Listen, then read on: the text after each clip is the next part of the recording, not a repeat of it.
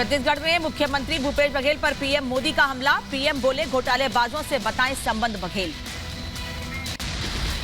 सरकार ने, यहाँ के मुख्यमंत्री ने छत्तीसगढ़ की जनता को बताना चाहिए कि दुबई में बैठे इस घोटाले के आरोपियों के साथ उनके क्या संबंध है।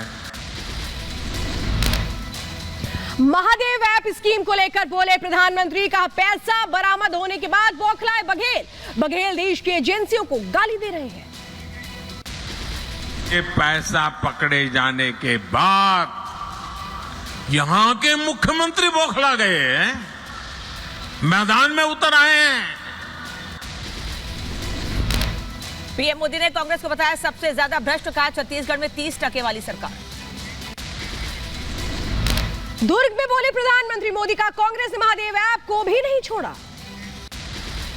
महादेव बेटिंग ऐप पर ईडी का बड़ा दावा। छत्तीसगढ़ के मुख्यमंत्री भूपेश बघेल को दिए गए 508 करोड़ रुपए। महादेव ऐप प्रमोटर ने किश्तों में दिए पैसे। ईडी के दावे पर सीएम भूपेश बघेल ने किया ट्वीट, की लिखा, ईडी और आईटी जैसी एजेंसियों के मुकाबलों के लिए छत्तीसगढ़ की जनता हमारे साथ।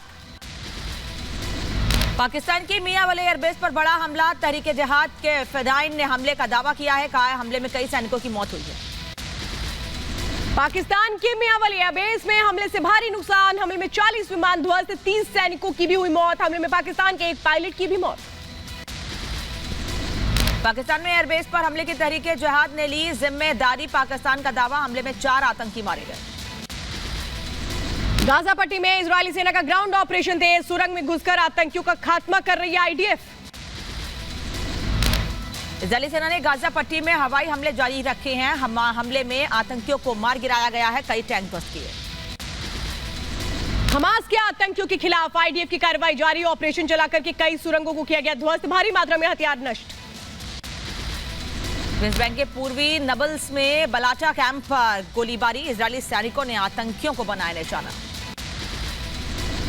यरूशलेम में आईडीएफ और आतंकियों के बीच झड़प। शुआफात शिविर में इजरायली सैनिकों ने आतंकियों को बनाया निशाना।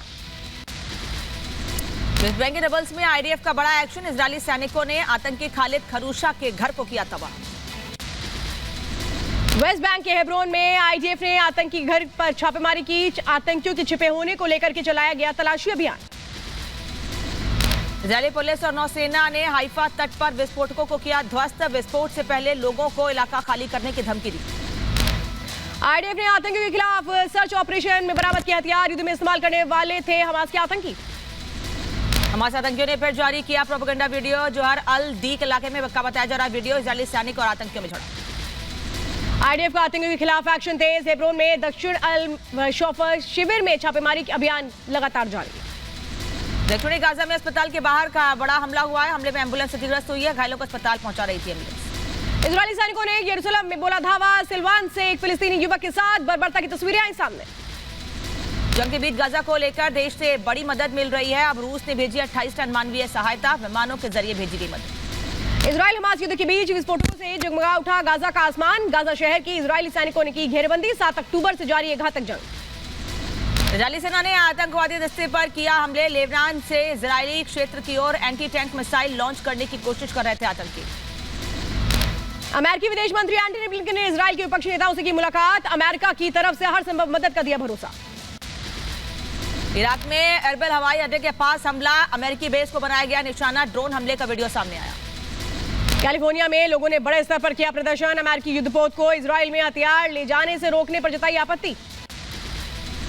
इजरायल में 7 अक्टूबर को हमास हमले का एक और वीडियो आया सामने। तस्वीरों में लोगों पर फायरिंग करते नजर आए हमास आतंकी। वेस्ट बैंक के नबल्स में आईडीएफ का बड़ा एक्शन। इजरायली सैनिकों ने आतंकी खालिद यशूरा के घर को किया तबाह। नेपाल के पीएम पुष्प कमल दहल भूकंप प्रभावित इलाकों का दौरा करेंगे। स्थिति का जायजा लेने के रवाना हुए। प्रशासन को दिए राहत बचाव काम तेज करने के निर्देश। नेपाल में देर रात आए भूकंप से भारी नुकसान। रुक्सम में 36 और जाजरकोट में 34 की एक तरह से प्रभावित हुए। तबाही हुई है। भूकंप से गिरे कई घर। नेपाल में आए भूकंप से मची भारी तबाही। अब तक 200 लोगों की मौत की खबर सामने आई है। कई लोग घायल। दिल्ली के सीएम अरविंद केजरीवाल ने ट्वीट कर बीजेपी पर साधा निशाना, कहा कल आपके विधायक और आदिवासी समाज के बड़े नेता चेतर बसावा के खिलाफ झूठा मुकदमा किया। जम्मू कश्मीर के पुंछ में संदिग्ध ठिकानों पर छापेमारी, आतंकियों को लेकर राज्य जांच एजेंसी ने मारा छापा। नेपाल हादसे पर प्रधानमंत्री मोदी ने जताया दुख, ट्वीट कर लिखा, नेपाल में हुई जनहानि से अत्यंत दुखी, भारत नेपाल के लोगों के साथ एकजुटता से खड़ा है, हर संभव मदद देने की तैयारी।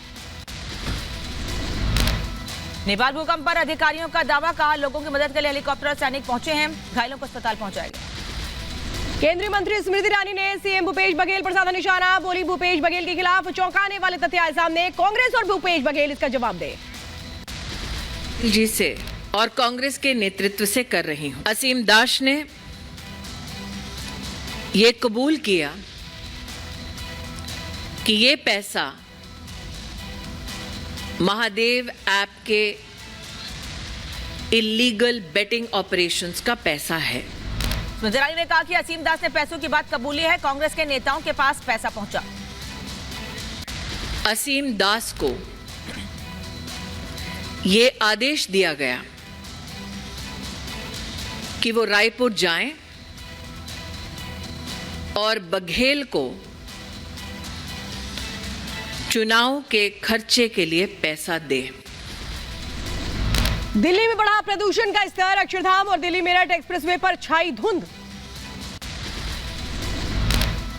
अलीगढ़ मुस्लिम यूनिवर्सिटी के एसएस नॉर्थ हॉल में ताबड़तोड़ फायरिंग, अंधाधुंध फायरिंग में छात्रों को गोली लगी, मौके पर पहुंची पुलिस ने अस्पताल में भर्ती कराया। केमिकल फैक्ट्री में धमाका, 4 लोगों की हुई मौत।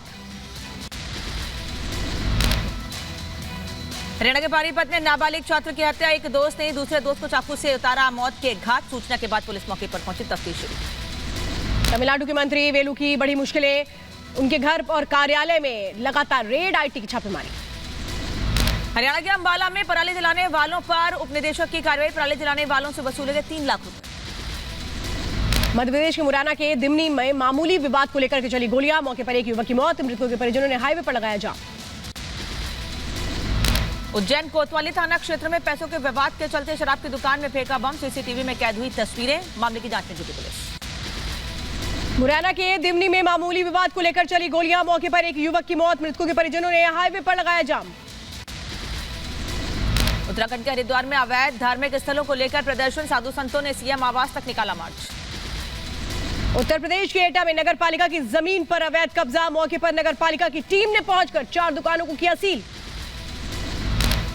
उत्तर प्रदेश के कासगंज में बदमाशों और पुलिस के बीच मुठभेड़, झड़प में बदमाशों के पैर में लगी गोली, बदमाश पर था 25,000 का इनाम। दिल्ली की बवारा की एक फैक्ट्री में लगी भीषण आग, लगभग 20 दमकल की गाड़ियां आग बुझाने में जुटी, किसी के हताहत होने की कोई जानकारी नहीं। उत्तर प्रदेश के बदायूं में बिना आदेश के जमीन का निस्तारण करने पहुंची पुलिस, महिलाओं के साथ की मारपीट, सोशल मीडिया पर वायरल हुआ वीडियो। झांसी के पुरानी तहसील में मचा हड़कंप, स्टैम्प वेंडर के बक्से से 5 लाख की नकदी लेकर के फरार हुआ शख्स, सूचना मिलने पर पुलिस ने शुरू की जांच।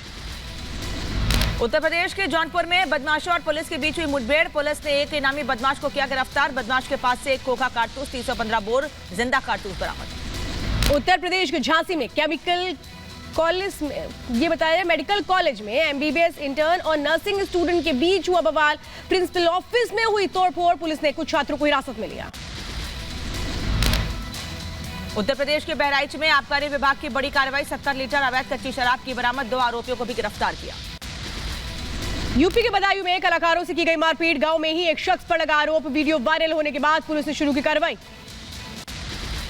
कुशीनगर में मोबाइल वापस करने की मांग को लेकर टावर पर चढ़ा युवक, चौकी इंचार्ज द्वारा मोबाइल छीनने से परेशान था युवक। तमिलनाडु के नीलगिरी में दिवाली की तैयारी में जुटे लोग, घर पर बनाए जा रहे हैं खाने पीने के सामान। चीन ने लॉन्च के संचार उपग्रह अंतरिक्ष के लिए भेजा, मार्च 5 मल्टी बैंड के लिए विकसित किया।